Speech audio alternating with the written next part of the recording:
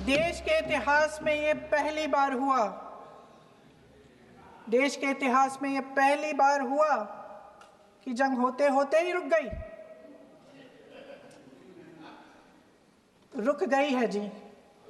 और इस रुकावट का ऐलान हमारी सरकार, हमारी सेना नहीं करती, अमेरिका के प्रेसिडेंट करते हैं, अमेरिका के राष्ट्रपति करते हैं।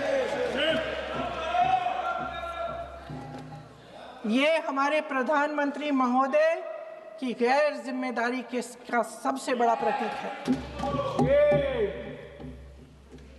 आज गृह मंत्री जी ने इस बात पर उल्लेख किया।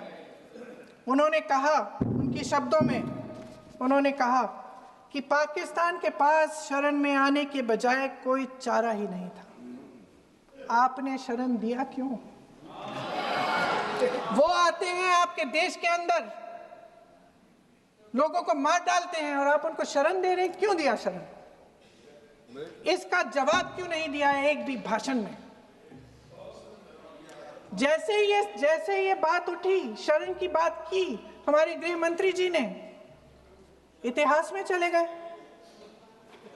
नेहरू ने क्या किया, इंदिरा गांधी ने क्या किया, यहां तक कि मेरी मां के आंसुओं तक चले गए।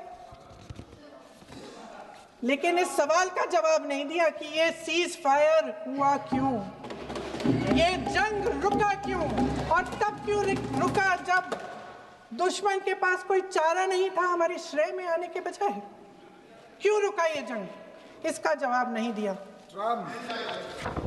धन्यवाद। आप देंगे?